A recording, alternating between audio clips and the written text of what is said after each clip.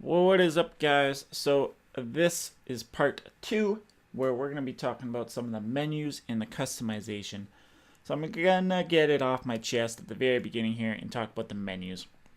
I know this isn't the full game and things can change, obviously, that's why it's the beta, but if the menus stay anything like this, it's just going to be a problem. So for example, let's go play a drop-in game, shall we? So we're going to go World of Chill. It's going to load up. Longer than you think it would take. Checking. There we go. So it loads your guy up here. So you got play, club, customize, stats, settings. Okay, looks alright. Now we're going to go play. Now it gives us NHL drop-in threes. Pretty fun game type. Talk about that in part 1. And then we have ones, which we already talked about. Then we have EASHL, already talked about. So we want the drop-in. So drop-in, not online seasons. We want to play EASL drop-ins. Takes us to another menu, yet another one. Do you want to play 3v3 or 6v6? Let's say we want to play sixes.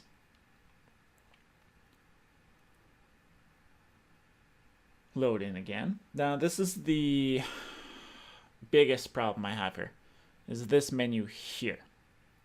It is just messy. Along the left side, you have boxes for people's gamer pictures, and along the bottom, you have all the positions. So we're going to go center. We play center. Oh, now another different menu. Now it's going to ask us to choose our loadout. So they give you 5 presets. You can quick swap some traits. You can edit the loadouts. You can do all this stuff before you actually get into the game. So we're going to close it, and then we're going to go ready. And now you think we would be good to go. We hit ready, we're ready to go. No, you have to wait. The party leader has to hit start matchmaking. So my problem with this is it just seems so unnecessary. But, oh well. So what we're going to do now is go talk about the customization. This is actually the fun part. So we're going to go back. See what I'm talking about, menus. Now we're going to go customize. Now there's 2 things here. We can do customize skater or goalie, or we can edit the loadouts. So what we're going to talk about first are the loadouts, because they're probably my favorite part. So here you have 5 presets, right? You can hit X, change between them if you're already on this menu. We're going to go in and check it out. So here we are. Playmaker, two-way, enforcer, puck moving, offensive. You can choose any person you want and go any position. Like I could be a grinder as a center or a left wing or whatever I may want to be. Cool thing here is on my stats here, since I've already modified this guy, you can see some of them are in red, some of them are in green. So you actually get to play around with the stats now. How that changes is going to be from your height. So you can see some of them change drastically right here between 6'2" and 5'9", obviously, since it's like the grand jump. So you get to play around with that and your weight. So my guy's at 179 right now. Let's see what happens when we jump him up to 210. See, a little bit of a difference.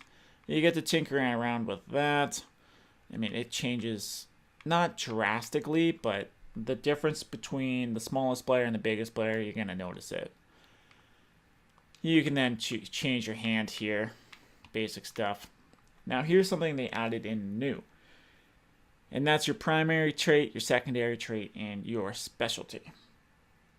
So what these exactly do. Your primary trait is going to give you a bigger boost to its pro.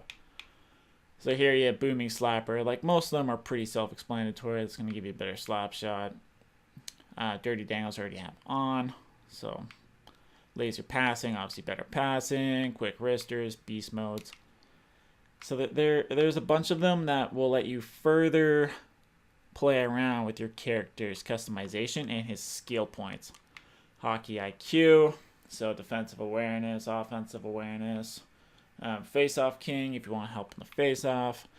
Human shields, good stick too, highly recommend just because of the poke checks we talked about in part 1.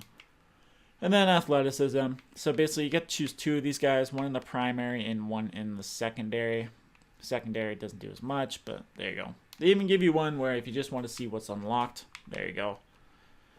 Secondary trait is the same thing there. Specialty. This is actually pretty fun as well. So we're going to start all the way on the right. So we got the power play quarterback, increase the pass accuracy when on the power play, one-time wonders, one-timers, marathon man, and higher endurance, spinster, hot sauce, drive the net. I mean, you got a bunch of things to play around with. I like the deflection master because I always go for tips.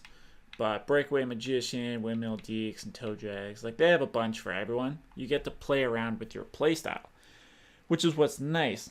Personalization is huge in this game type, in this game, and I think that's what we've been missing out, especially in EA SHL the last couple of years, or not the last couple, but especially last year.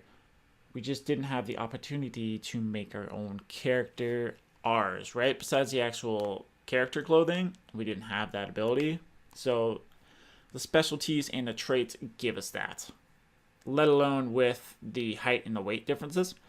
So you get to play around with it, make it your own guy. So that is that. The second part is going to be customizing your skater.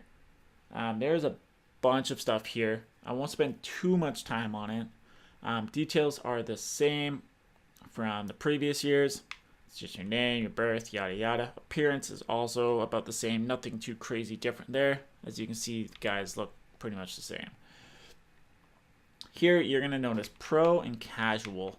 So pro is going to be when you're playing club games.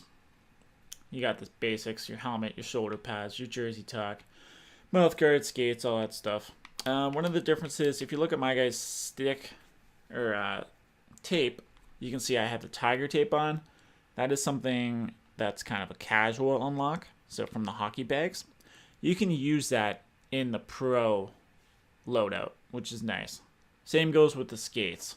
So like as a quick example, we'll go into skates. We'll go skate types. And you can just mess around. So like, look at that. They have a pair of Timberlands. They got everything in here.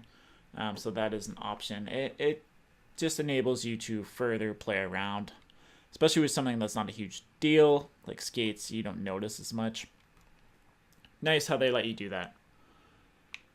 Casual is one of the biggest changes. This is what you're going to use for ones. You're going to use this for threes. And you're going to use this for drop-in games. Yeah, that's right, drop-in games. Honestly, I think it's a bit of a mistake.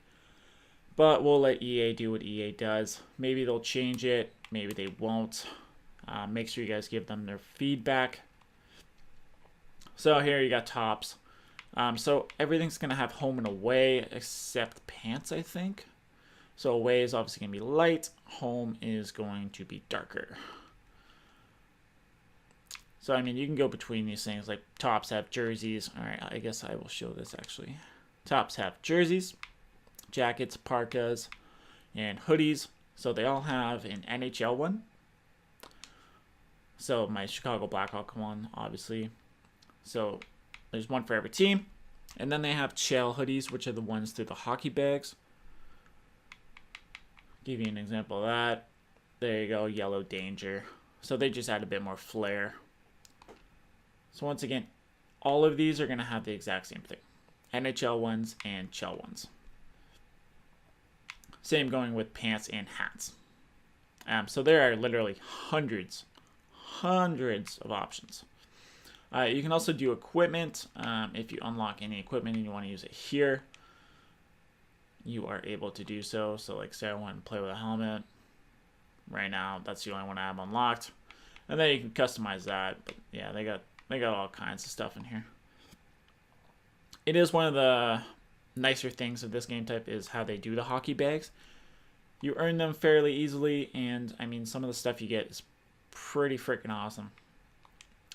The last thing in the customize is the emotes. Well, the emotes here.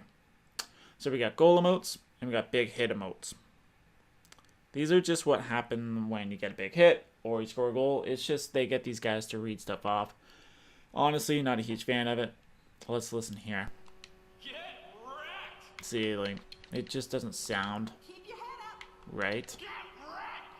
I don't know who they had do the audio. I don't know why they thought this was an amazing idea besides, like, the usual commentating, but who knows. Score a goal, mine's right.